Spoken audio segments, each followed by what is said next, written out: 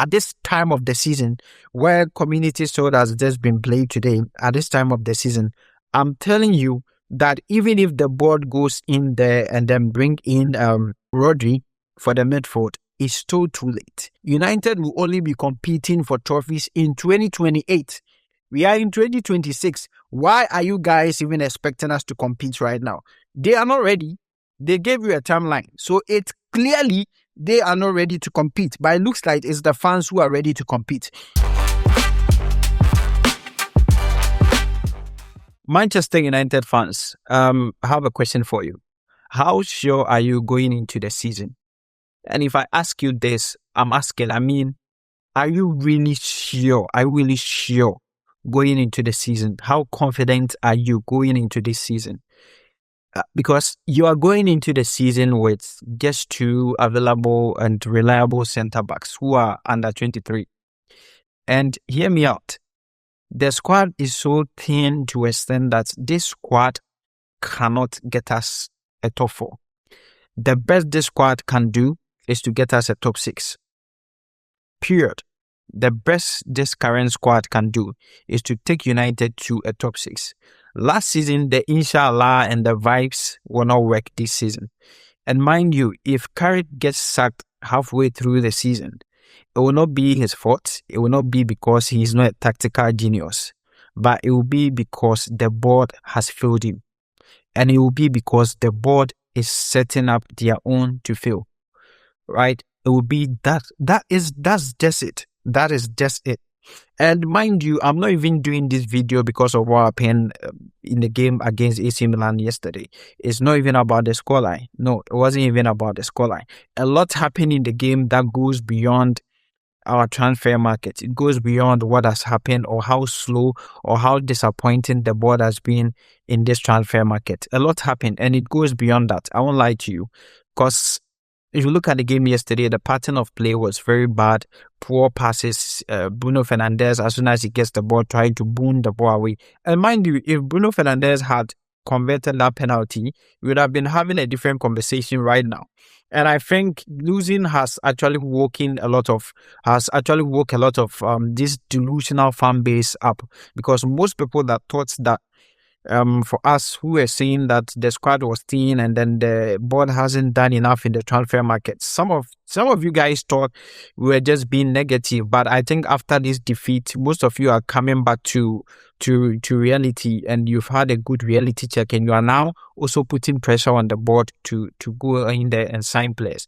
But mind you, at this time of the season, where Community Shield has just been played today, at this time of the season, I'm telling you that even if the board goes in there and then bring in Rodri for the midfield, it's still too late.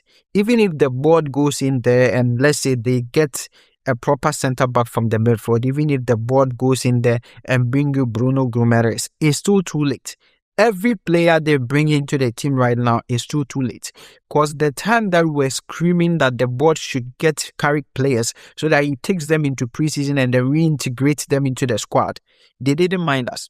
And now, like as usual, that's what they always do. When there is an issue, they go out there and then go and do panic buys. It's too late.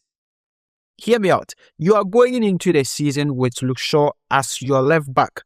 2026-2026 season, Manchester United is still going into a full season where they are going to play over 50-60 games. That is if they are able to stay in most of their competitions. And their left back is Luke Shaw. Right? Tell me why I should be okay with Luke Shaw being the left back for Manchester United in 2027. Luke Shaw doesn't have the legs to too many games next season. He can't help us that way.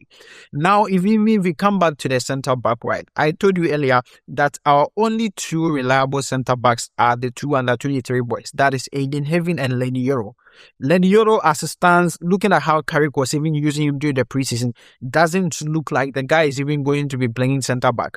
You can't. Now, Maguire is old, he lacks pace, and he's now injury prone. You can't rely on Maguire to play over 50 or 60 games. It will not happen. Maguire cannot do that. Lisandro Martínez is injury prone. Lisandro Martínez cannot give you even 30 games a season. It's impossible. He can't. Right? I don't even want to talk about Matthias de Ligt. Don't even get me started when it comes to Matthias de Ligt. I honestly, he is just on the side. So ideally, you don't even have centre backs. Yet you are going into the season, you are going to play Champions League, Carabao Cup, and then the FA Cup, and the league as well. You don't even have centre backs. That's just by the way. Let's move on into the midfield. Yes, they've brought in Yuri Telemans and then Andre Santos, but it's still not enough.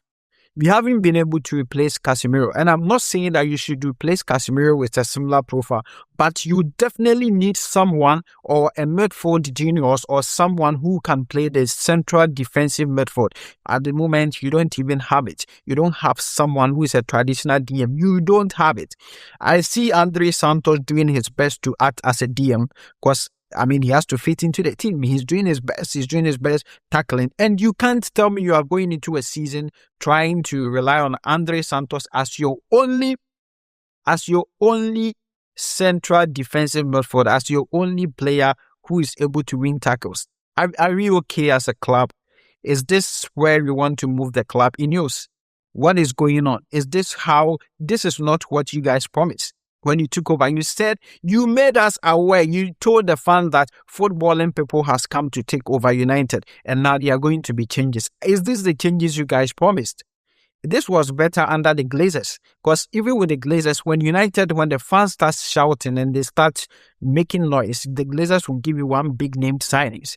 And what you guys are doing is nowhere, is no different from what the Glazers were doing anyway. You've spent a whole summer chasing cheaper deals and now see where it has gotten us, right? See where it has gotten us.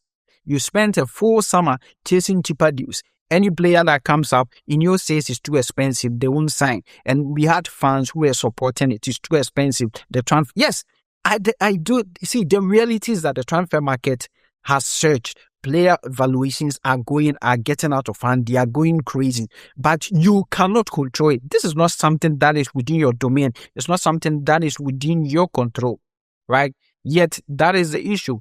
See, Luke Shaw is our left back for the season, and that is fine. See, Luke Shaw has been dropping stinkers getting to the latter part of last season. The only reason why most of you guys or most of you fans were not seeing was that we were winning.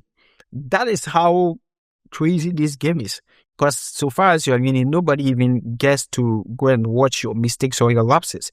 Because it's a game of numbers. It's a game of results. When you are winning, people don't care whether you are playing well or you are not. That is what happened last season. Luke Shaw has been dropping stinkers. The guy has been dropping stinkers. If I look at the last 10 games that ended the season, the guy wasn't on his best form. And it's the same form that he has started the preseason with. And I'm just hoping that won't work as into the season. I see the reason why. See, there were rumors about why News didn't want to sign the third midfielder because they were relying on Mason Mount. Where is Mason Mount now? Mason Mount is injured, and we see that the board and then the PR team are trying to lie about it, right? Mason Mount is injured. Consider the fact that after the guy left the game against he left the game we played before Leeds. I've forgotten my thought anyway.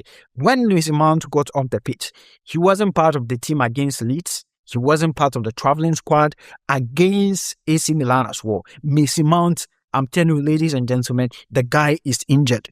Mason Mount is injured. So if Mason Mount was the reason why the board didn't want to sign another midfielder, then we are toast because Mason Mount is injured. And how would a serious and a board with a vision decide to even go into a competition with Mason Mount as their midfielder? Let this make sense. Let this sink in, right?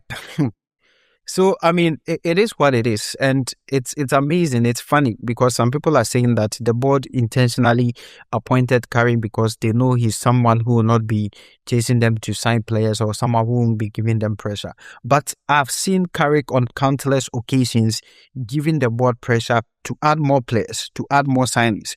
Just that he's found a professional way to do it. You could say that he's been too casual about it, too professional about it. But that is his temperament, right? But he's doing it. It doesn't mean that the board should take advantage of it. And mind you, along the way or along the season, when Carrick gets sacked, It won't be because of tactics. No, it won't be because of that.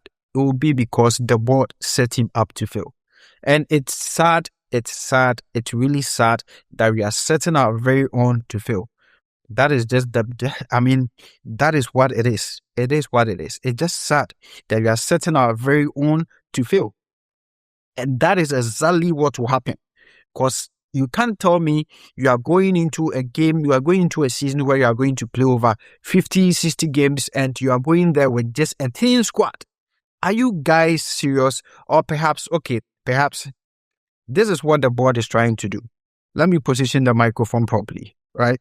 Let me position it properly. Perhaps I think this is the plan of the board. This is what they are trying to do. Go into the season and partake in all the competitions. Try and then raise the commercial value of the club up high so that the commercial revenue can, exceed or go up a bit. That is the plan. They are not going into the season to win anything. So my very big, my heartfelt message to you United fans is that relax, just follow the vibes and chill. Don't expect anything. Lower your expectations. Don't expect anything because the board themselves do not even have any expectation for this season. Because if they did, we would have seen it in the transfer window. They do not have any expectations for this season. They do not plan on winning anything. You guys were here when Omar Barada came to have a press conference or had an interview and said that United will only be competing for trophies in 2028. We are in 2026. Why are you guys even expecting us to compete right now? They are not ready. They gave you a timeline. So it's clearly they are not ready to compete. But it looks like it's the fans who are ready to compete. So United fans, it will be easier for you to sit down, relax and chill and wait for 2028 because the season go long while. I don't go lie you. This season go long while. The season go long, it go long while. See, look at the signings they are making. Payne and Thompson or something. And then you see you see those United PR accounts going out there on Twitter saying that the guy is very direct. He's very direct. This guy couldn't even take on one person during the AC Milan game. He couldn't even complete one successful dribble. The guy doesn't even have a future. He doesn't even look like someone who survive English Premier League. You call this an attacker. So, like I'm saying, the plan is to push the club into this major competition so that they would try and generate some commercial revenue. They have no plans of competing. So, the earlier you guys lower your standards or lower your expectation, the easier it would be for you this season. All right. So, it's as simple as that. Now, I'm putting it up to you people. Do you think that the board should go in there and sign in more players, or you think Carrick can do with what he has? Charlie, let me know your comment. Let me know what you think in the comment section. And also, we are trying to push for the 1K subscriber milestone. Please subscribe to this channel, join the family for, Kick Shots podcast for any sport related updates like this. Charlie, I'm Zeke. Thanks for watching. See you on the next one.